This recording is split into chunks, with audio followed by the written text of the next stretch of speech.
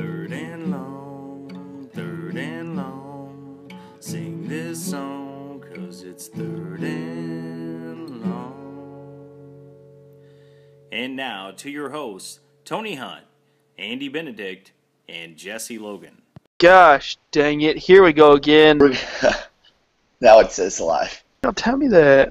What? Oh my gosh. Oh, drum roll, please. Here we go. That was a wild intro. Thanks for joining us again.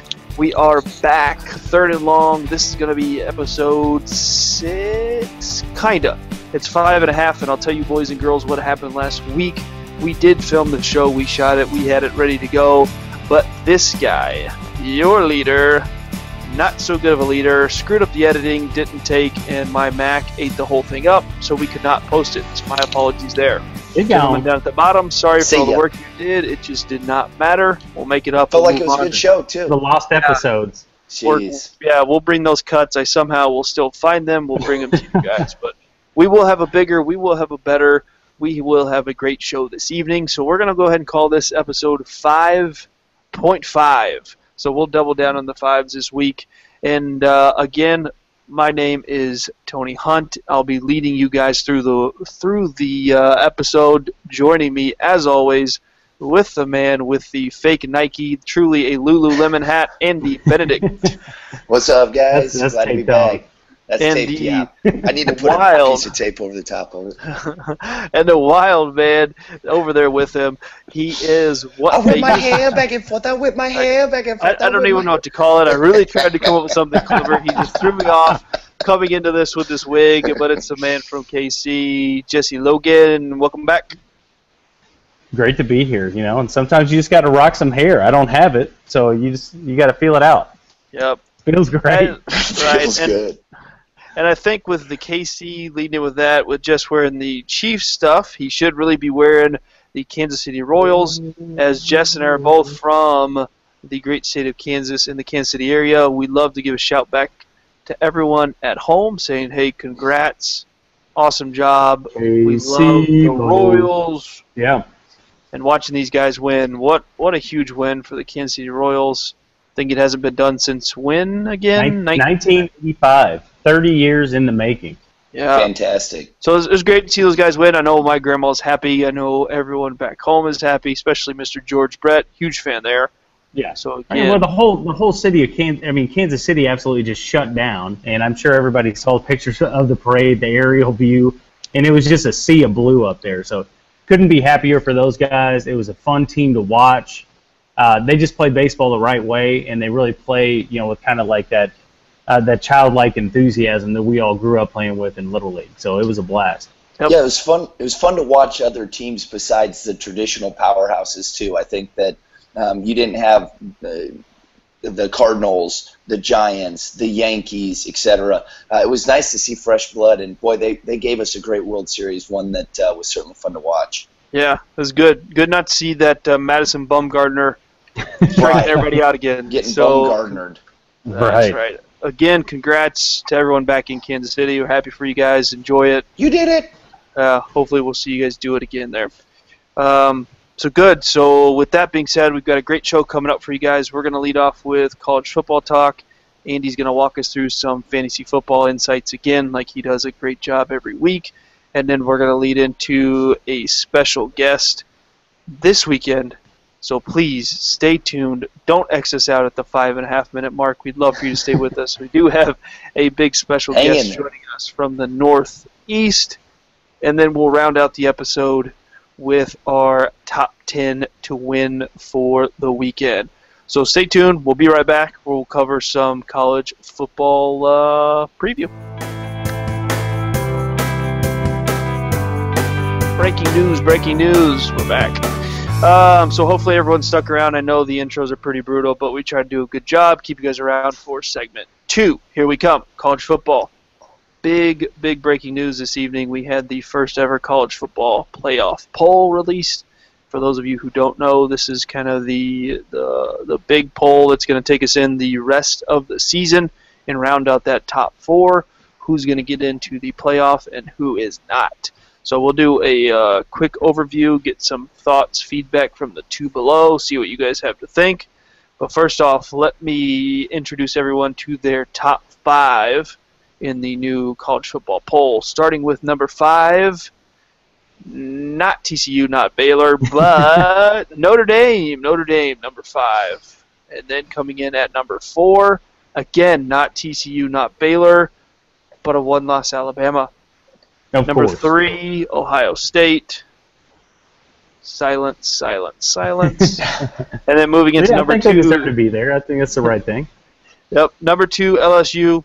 And then number 1, out of the ACC, and this is not a basketball poll, but Clemson.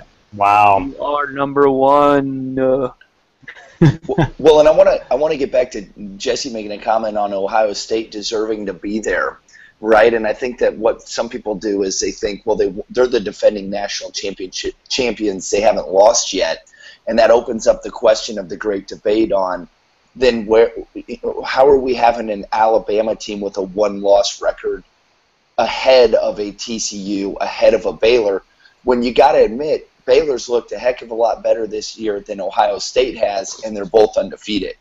So what does that say about the type of, one, either teams that they're playing, or two, hey, strength of schedule's down, but I'm waxing everybody that I need to beat, so what else can I do? Well, and I think it's easier said than done to not factor in last year, and I think we saw it happen last year with Florida State, right? When they ended up making it into the poll and the playoff as well, because most of the same components from that deep run, where they won the national title, they're all back this year. So I think you almost have to factor that into the equation. I mean, so far their strength of schedule hasn't been that great. Same with Baylor, but both teams have taken care of business. And I think at the end of the day, it's all about winning games in college football. Alabama has 1 loss. Notre Dame has 1 loss. So for me, I think being undefeated right now trumps having 1 loss, regardless of strength of schedule. That's just the way I look at it. So where do you put Iowa in that equation, right? If they're undefeated as well, we're not even talking about them as a Final Four team. So right. It's just an interesting dilemma, and it, like you said, I mean, we're going to debate about it, Yeah, and and for my thing, coming out of the SEC, I mean, even if Alabama wasn't, or I wasn't a part of the SEC, or had a team in the fight in the SEC, Alabama's got 3 quality wins with, I guess at the time, with Wisconsin right off the bat at 20, Georgia at 8, A&M at 9, and then a loss to Ole Miss at 15. Granted, that Ole Miss loss is looking kind of sketchy now with their loss to Memphis, but it helps with Memphis now being in the top 15, top 17, and they're proving that they're a quality opponent. So I don't know. I guess it's still, I mean, it's obviously early. They had to put this together, I guess, based on quality of work, game control, what they're doing there. Baylor, TCU, Michigan State even. They don't have a big signature win. I guess you could give Michigan State's win over Michigan. Oh, without a doubt. A quote-unquote a win, I guess. I think that's probably the second biggest win of the year so far, behind Clemson beating Notre Dame. And I think that's why Clemson's at number 1 right now, because they beat Notre Dame. So I mean, that's the biggest win of the year in my mind. Yeah, I agree with you there. Credit for that. Yeah, because Notre Dame loses to Clemson, but then they don't run and hide, like with Alabama beating Georgia. Georgia's done. Alabama beating A&M. They've obviously showed their struggles as well. So I think Clemson's win over Notre Dame was a huge quality win. And then, I mean, that was my biggest snub is, one, why isn't Michigan State in at number 4? Right. Right. Well, and the other thing, too, I think another snub, I mean, if any team can be mad at this, it's probably Notre Dame, right? Because they lost to the number 1 team in the country in this poll, but they're somehow behind Alabama, and Alabama has lost to Ole Miss, who Ole Miss lost to Memphis, you know? So I think, if anything, Notre Dame has got to be above Alabama. Yep, and Notre Dame's coming off Baylor. Right, and they're coming off that great win against Temple as well. Right. So I think, I mean, I'm shocked, too, that they're at 5, but I'm kind of not surprised, but... Well, it's a world we live in, and I think anytime you see rankings like this, typically they're going to give more credit to the SEC, because frankly, they beat up on one another, and they play at a different level. And like you said, the games that they played so far, against a Georgia, against some of those different teams, a Wisconsin earlier in the year, they get credit for that. Yep, and I do think that getting into the Big 12, Baylor, TCU being left out, I think at this point it doesn't matter. It's just the initial release, hey, where you stand as of right now. If the Big 12, Baylor, TCU, Oklahoma State, any of those guys, Oklahoma, run the table, they're going to get in, obviously, because they all play each other towards the end of the year. So I think the Big 12 isn't going to get held out this year, but you never know. Yeah, right. And I think that's what we were talking about earlier. Where was Ohio State last year when that first poll rolled out? 16. They're 16. So it really doesn't matter where you start. It all matters where you finish. Everyone was real down on the Big Ten last year, and they come out and win the whole thing. So let the chips fall where they may, and kind of use this as motivation right now. Typically you would have those 4 big conferences too that are going to even it out for you, right? So you're not going to have 3 teams from the SEC go undefeated just because it's not really possible, right? Unless you have 3 teams that go undefeated, 2 of them make the SEC championship, 1 loses, and now you're left with 2. So it should weed itself out as we go through, and the cream will rise to the top. But it'll be interesting to see. It leaves us with a lot of good football left to watch. Yeah, I mean, LSU, Alabama obviously square off this weekend. And right. I think that game is in Tuscaloosa, right? So we'll see. Yes. Yeah. Yeah. I mean, teams have trouble running against Alabama. That's just their MO year over year over year. So I will be very interested to see what Mr. Fournette can do against this Alabama front 7. Battle of the big backs. Yeah, not many people are like Fournette. Right. Yep. All right, that's fun. Yeah, Fournette does it again. Obviously, he's number 1, and he is a solid number 1 if he has a big weekend again this weekend. But some big games. TCU squares off against Oklahoma State. A struggling FSU team right now goes to Clemson. So huge battle there. So big 3 games this weekend, rounding out basically the college football poll and leading us into the rest of the way through November and into bowl season. So that wraps it up for college football this week. We're going to take a look into some fantasy insights with Benny coming up next.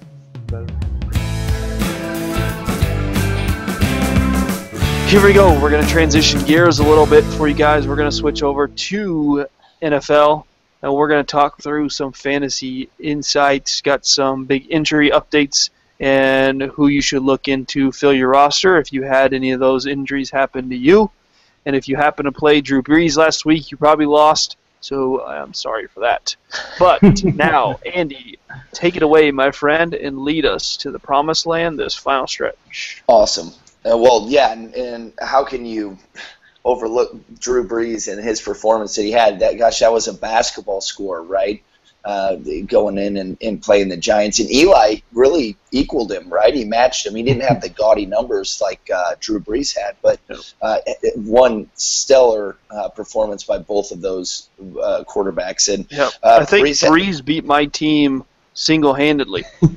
Yeah, over the weekend. He probably did. So he had around 50 points. Manning did have the gaudy number. He had 6 touchdowns, all right? So just one shy. Yeah, one shy. I think I saw a stat, right? Brees at halftime had already thrown for, 5 touchdowns and had 300 yards or something like that. Yeah. And so, you just turn off the fantasy at that point. But he's got another big matchup or a favorable matchup as he's coming in and playing the Tennessee Titans, who now have just fired their head coach too. So look for that. But really want to get into more of some fantasy implications from the injury side. And you saw a couple big key players go down. Now, I'm not saying that these are necessarily guys backing them up that are available, but if you have them on your bench, they're certainly worth a consideration. The first guy going with Steve Smith Sr.'s injury, a guy's going to retire at the end of the year, terrible injury for him. But you're looking at Aiken to take over as a number 1 wide receiver, and they got to throw the ball to someone. Right. So you're looking at a possibility there. I don't know. Is Perryman coming back anytime soon? What's the update on him? Is he still Not- hurt? Not that I've seen. Haven't seen an update on him, so that's never a good sign. Jeez, what a waste. Yeah. And that's the thing. Kamar Aiken, as soon as Steve Smith went down, Aiken got 6 targets in, essentially, two quarters, 1.5 quarters. So definitely take a look at Kamar Aiken. He's got to be getting close to double. He's going to have to get double-digit targets at this point moving forward. You like your odds there. Yeah. Another big news out of the Dallas area today is Cowboys cutting Joseph Randle. Bye-bye. He gone, right? Hey, that's a conversation for a different day. We're here to talk about fantasy. And so that leads open, and you saw it this last game. Darren McFadden, right, and running behind that offensive line, he gives you some potential. Now, getting to pay dirt, Cowboys aren't scoring a lot of touchdowns, so you're relying on him having a 100-plus yard game. But he's going to be the featured set from here on out, and a guy that you definitely could see in a flex position for a 12-team league. Yeah, just make sure you start Dan Bailey. Oh, yeah. Or You gotta do that. Yeah, or that. But that's the question. How much more tread do you think Run DMC has on the tires? You know what I mean? He has a very lengthy injury history. If they're going to give him 20 carries a week, how many more weeks does he make it before you start to see history repeat itself? Yeah. Well, I think you got to let Christian Michael spin his wheels a little bit more. The guy's talented. He's just always been behind big name backs wherever he's been. So we haven't seen a lot from him yet, and so it'll be interesting. Obviously, his workload's going to increase, right? With Randall out, you really only have those two, and so you're going to see his workload increase for sure. And you're right. Time will tell with the Darren McFadden situation, right? Well, and I think as much as you tell people to go pick up Darren McFadden, go pick up Christian Michael if he's available. Because absolutely. Something goes wrong with McFadden, and he's injury prone. Christian Michaels could be from the third position to your starting position with the Cowboys depth chart. So definitely it's kind of a stash and see right there with Michael. Yeah. The other stash and see, since we're on that topic, I'm going to hit on is Vernon Davis, right? And he's still in the league, huh? He's still in the league. He's still in the league. He has moved on from San Francisco by choice, not by choice. Who knows? But doesn't matter for Vernon. It doesn't, right. That is the best single thing that could have ever happened to that guy. Absolutely. Went from zero to hero team right there. Well, and we'll see what happens and what kind of connection he gets with Peyton Manning. But if he's out there on the waiver wire, I'm not saying go start him tomorrow. I'm saying you need to stash and see. And you need to pick him up if you can, especially when the tight end position, you don't know what you're going to get week in to week out anyways. You might be playing a Donnell from the Giants as your tight end. Maybe Vernon Davis unless you've got Barnage or Gronkowski, it's a crapshoot what you're going to get. So you might as well go pick him up if you got the room. If you're in a deep league. At the end of the day, Peyton Manning is throwing to him. And I don't care, we've talked about it until we're blue in the face about Peyton Manning and, he doesn't have the same velocity on the ball, but he looked pretty darn good last week. They're undefeated. Dude loves throwing to his tight ends, okay? Yep. Who's their tight end right now? Owen Daniels. Oh, yeah. Who's over the hill. Virgil Green's kind of the young guy, but he's still real rough around the edges. He's got a similar build to Vernon Davis. But, if you throw Vernon into that, Peyton has always loved throwing to the tight ends. So I think that could pay some long-term dividends for you by picking Vernon up for sure. Absolutely. Another guy, I guarantee you every league has handcuffed this guy, but with Bell going down, he's out for the season from the Steelers. D'Angelo Williams is going to be the guy. He looked great during Bell's suspension. So everybody probably someone has him in your fantasy league. If you have him, he's definitely worth consideration. Yep. He is at least a flex start, if not a running back number 2 for you. Yep. Too bad you're 6th on the waiver wire, Jess. I don't think he'll be gone. I mean, I've got a waiver claim in for him, but he will be gone. We all do. Right. I did it, and I'm last. And I think rounding out fantasy outside of Jesse not getting D'Angelo Williams in our waiver pickup. Yes, tell him where else to go. Yeah, and you're not going to get this guy either because he is starting as a running back number one in every league now. But Todd Gurley is really starting to flex his muscles as a premier running back. If you aren't starting him, you need to, and you have him on your bench, you need to immediately move this guy into running back one position. He has breakaway speed, opportunity to bust out a big run, but he's a ground and pound guy too. So definitely running back number one for Todd Gurley, and love to know your thoughts on what you guys think of him too. So. Oh yeah, absolutely. That guy is a workhorse. You absolutely play him, start him. He is going to be the next big thing there in the NFL from a running back standpoint. Dare you say AP? I wouldn't want to put anybody into the Adrian Peterson category just yet, but the guy's a freak of nature. He can fly. He can get past initial contact. Great vision as a running back. And we see he's just come back. I mean, just like Adrian Peterson, he's come back from an ACL injury, and he's come back stronger. He is who we thought he was. And he's the type of guy who's going to be a fantasy dynamo for years to come. Absolutely. That's what I got. That's what I got for you guys. I'll update the Facebook page as things come available. If I see any kind of big trends or things coming down the slide here, but other than that, hopefully you guys are doing well in fantasy, and we'll keep getting information and giving it out to you guys, and not too much though. I got to make sure I beat these guys over here. So stay tuned, stick around. Special guest. He's coming with us, shotgunning with sharps. Shotgunning with sharps. I can't wait.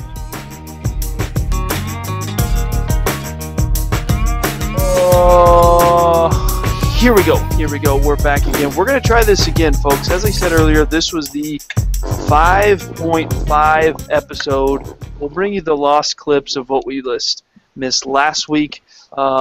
We did have him on last week. We tried to make this work, but again, my apologies for wasting your time. I know folks from the Northeast value their time quite a bit. But as you guys can see, I want to introduce our dear friend from the Brooklyn, Mr. Charbel.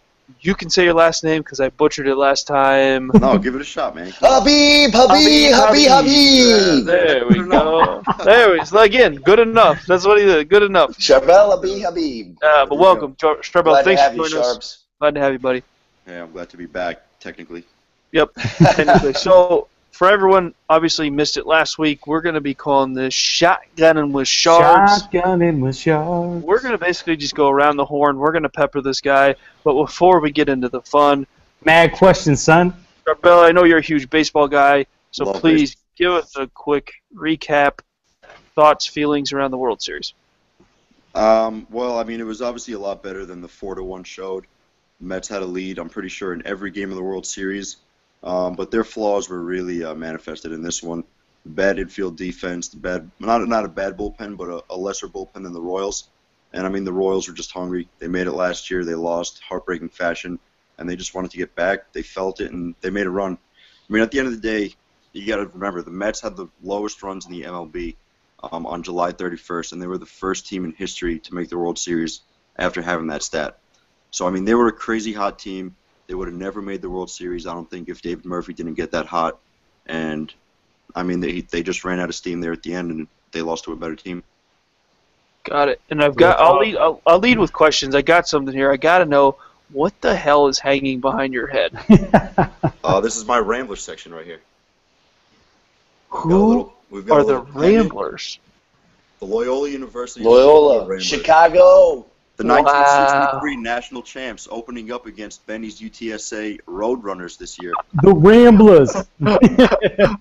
Wow. Great. The Ramblers. Come on, man. You gotta Great know more start than your with Aggies Shotgun with history. Sharp, the Ramblers. Wow. That's great. Love it. Charbel, bold prediction. Eli fantasy next week. Got a good matchup in Tampa Bay. What's his stat line for fantasy? Wow. I'm going to go with 27 of 34, 289 yards, 3 touchdowns, and a pick.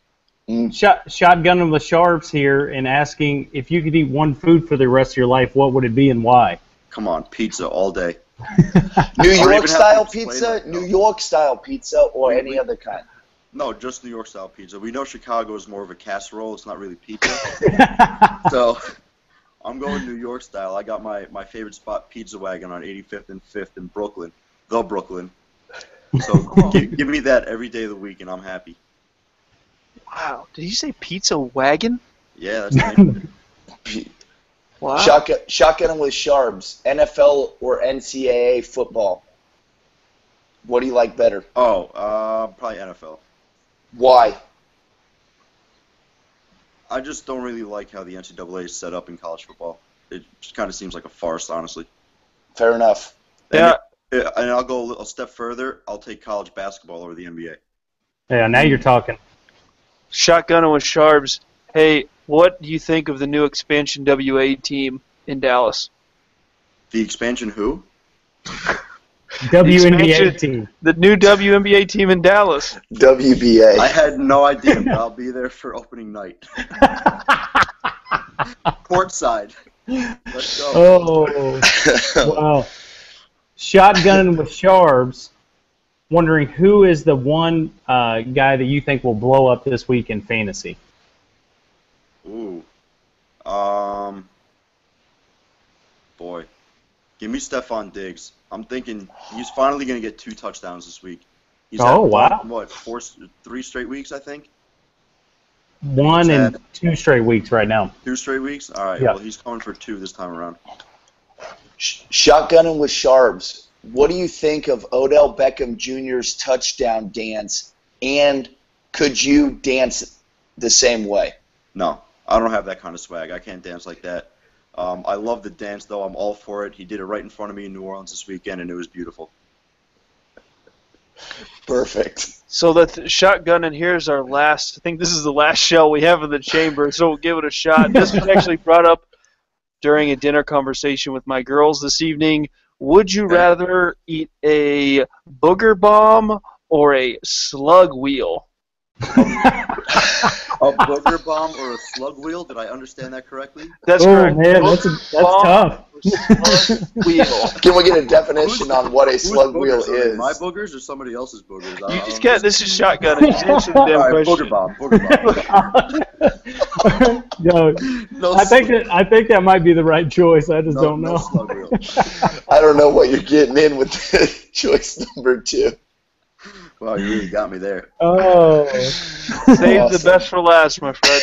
Oh, that's great. shotgunning with Sharp. All right, welcome back to Third and Long. Jesse Logan, Tony Hunt, Andy Benedict here with you, and we're going to jump right into our Pick 10 to Win, the segment of the show where we go over 5 college games and 5 NFL games, basically tell you who's going to win, who's going to lose, why you should go with them.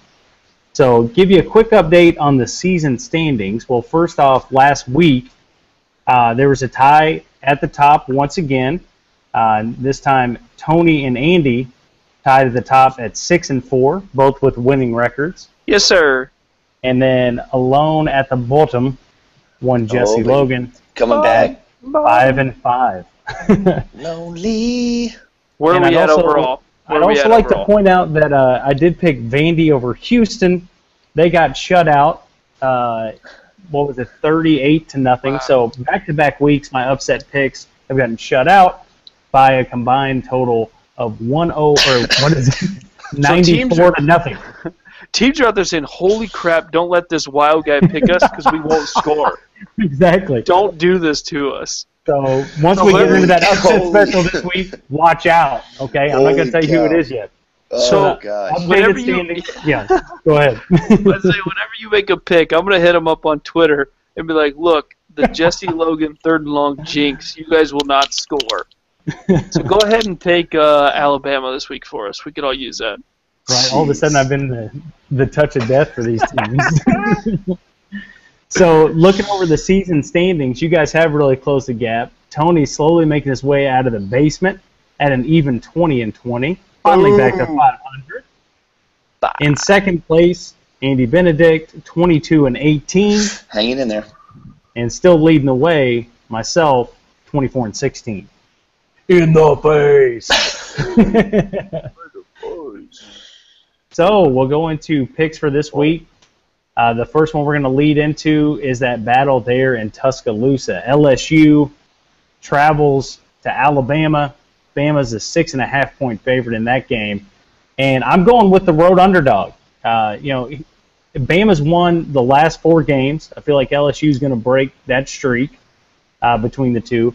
And I feel like Alabama's kind of shown that they're susceptible to potentially lose at home.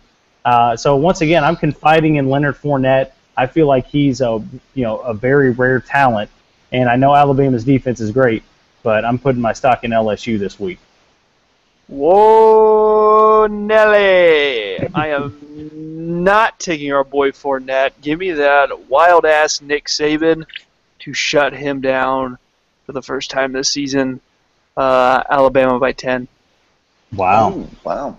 I agree with Tony on Alabama's going to I think they're going to hold home field here and get the job done. They're just going to be able to slow down just enough to come out with a win. Not going to be I'm not giving any kind of bold prediction on that, but I think they are going to beat LSU. Well, that's another pick in my favor. I'm going to go ahead and just pull out a little more ahead after that one. A little more ahead. Nice. So going on to the next one here, we got TCU at Oklahoma State. Oklahoma State hung 70 points up last week. TCU's proven that they can score. I mean, whoever scores last wins that game. For me, once again, I'm going with the big name, Trevon Boykin and TCU. I feel like they go into Stillwater and win that one. Yep, Horned Frogs have just enough defense to win this game. Give me TCU. I like that. Give me TCU. Yeah, and whoever has the ball last is what you were looking for will win the game because it will be a shootout, not whoever scores last. To each their own. That's how I look at it. Give me the Horned Frogs, TCU. Yeah, that was great. He's really picking on my grammar. Yeah. Well, okay, write that down. Bro. Whoever scores last wins it. Write it down. Scores last wins. Yeah. Mark it. TCU is going to score last and win the game. All right, yeah. How about that? They might be down by 20 and score last, but they're going to win. Suck it, Trebek.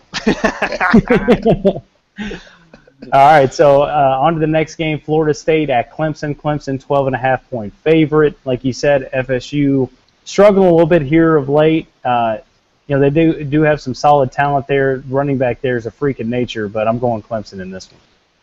Give me Dabo. Dabo, number 1, stays number 1. Clemson rolls. We'll make it quick. Clemson going to roll through this one. Okay, Utah at Washington. Washington is actually the 1-point favorite in this, even though they're 4-4. Utah the underdog again, but I'm going with the Utes. I feel like they're going to win this one. Give me that boy, Chris Peterson. He needs a signature win on the season. Give me Washington at home, boys. Give me Washington at home.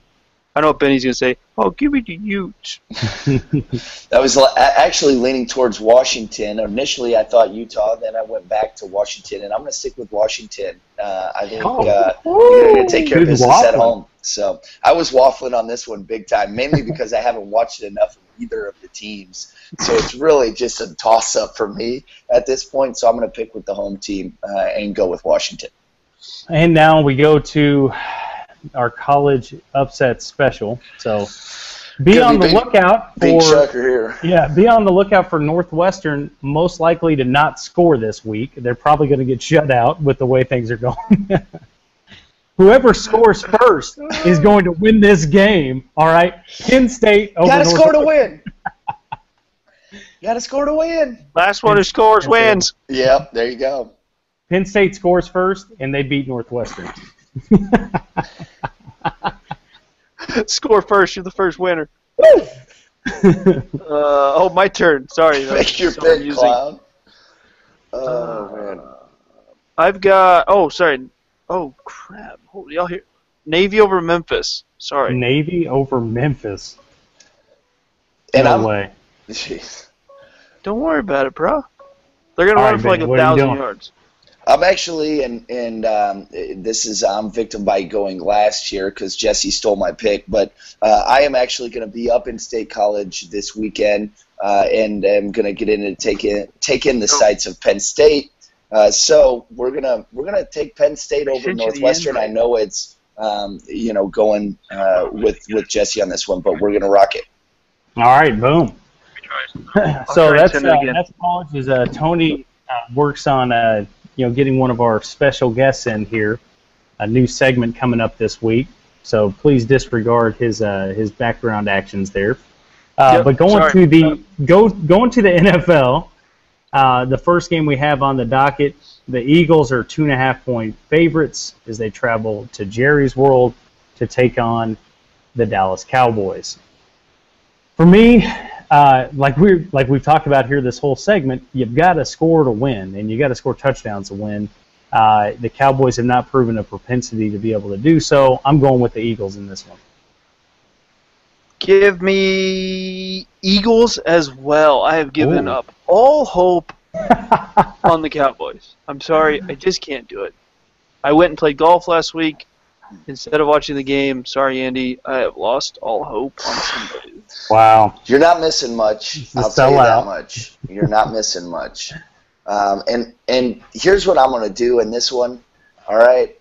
I'm Cowboys picking T-5, 4. Yeah. 3, I'm actually 2, going with the Eagles. 1. Oh my gosh! No way! In hope that I can lose the pick. The old reverse psychology. Reverse psychology. So hedge my bet. Wow. I'm gonna hedge my bets. I'm gonna take the Eagles. Boom. Oh, is he here? Hey, boss. Oh, there's our boy. Can you guys hear me? The bearded wonder. Yes, he is here, ladies and gents. Our guest has arrived, but please hold all questions until we finish picks. Please, stand by. All right, so can't wait for that segment coming up. So, Benny going Eagles over Cowboys, can't believe it. My head almost blew up. Luckily, I have this. I'm changing my pick now. I had too much time to think about it. I'm not picking the Sheagles. I'm not picking the Sheagles. We're going Cowboys. Reverse psychology. Try and score 2 wins on you guys. And I cannot pick the Eagles. I'll never pick the Eagles to win. It ain't happening. Save it for a rant. You can mark me down as a flip phone. I'm not changing my heart. I had this plan all along. We're going with the Cowboys, baby. Come on. The old Benny's back. There he is. Mind blown. Welcome, Charbel. Glad to have you. All right. Yeah, that was a reverse jinx at its finest right there, and then he ruined it. Yep. Then he reversed the reverse jinx, which is going to jinx it. I can't even cheer for him. I can't cheer for him. I don't care if I lose in the picks. I'm going with the Cowboys. I'm not picking the Eagles. Where's that? The Eagles can take it. Here we go. Whoa, that was perfect. Did he just say a bad word?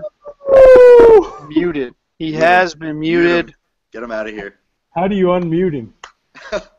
I don't know. I think T, you might have to do that. All right, so since Andy is muted, let's see if we. Uh-oh. All it says is eject. We've lost him. I'm back. Oh, he's back. There we go. He's muted again. I'm back. Oh, he's back. All right. He's back. So Okay. welcome back. All right, we lost control momentarily. Come on, we did find a way to move it. All right, still rolling on picks. Packers at Panthers. Packers 2.5-point favorites. Packers coming off the loss to Denver. The Panthers coming off that huge win against the Colts where they almost gave it away. I'm going Packers in this one, even though the Panthers' defense has been solid. A-Rod and team, they get it back together. Give me the cheeseheads. I love them. Gotta love them. Give me the cheeseheads. Aaron, cheeseheads. Aaron Rodgers. All right. All right, on to the next one. Dolphins at the Bills. Bills 3-point favorites. For me, you don't know what you're going to get out of either of these teams. Talk about possibly Tyrod Taylor coming back this week, Carlos Williams potentially being healthy again. Don't care about all that. I feel like the Dolphins get back on track with Lamar Miller and Tannehill, and the Dolphins win that one in Buffalo. Yep. Give me the the Aggies of the NFL, Dolphins on the road. And I'm going to give a shout-out to our boy Norm up in Buffalo. And I'm picking Buffalo to take down the Dolphins this week. Going against the grain here. All right, last game here, Rams at Vikings. Vikings 2.5-point favorites. The Rams are kind of getting things together with Todd Gurley. But at the end of the day, their quarterback is still Nick Foles. I'm not putting any stock into that. I'm taking the Vikings in this one. They're 5-2. Bridgewater getting it together. He's got a new weapon in Stephon Diggs. Give me the Vikes. As a once great leader said, "Hey, yo, give me the Vikes hard. Vikings hard anywhere." All right, Vikings hard. We'll roll with the Vikings as well to round it out. Okay, and then the upset special of the week in the NFL. We probably all have the same thing. Who knows? There's really only one game to pick. I'm going Raiders over Steelers. It's a no-brainer. Losing Le'Veon Bell. Roethlisberger came back 3 picks last week, blew the game against Cincy. Raiders over Steelers. Derek Carr, guys coming into his own. Amari Cooper's beast. So, yeah, Raiders over Steelers for me. Is that really an upset? Yeah, technically. Yeah, technically it is. All right. Technically the line is an upset. So is everybody else going Raiders over Steelers? Double down on that. Calling an audible. Oh, Calling an audible. Sound the alarm. Here we Monday go. night, Bears over Chargers. It's over Chargers. Oh, my. So that was our top 10 picks for the weekend. Stay tuned. We'll come back with closing remarks after this.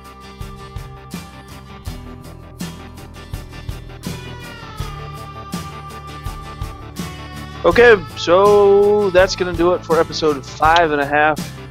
Be on the lookout for the lost tapes. The first run of Shotgunnin' with Sharbs, I think, was quite the success. Charbel, thanks for joining us.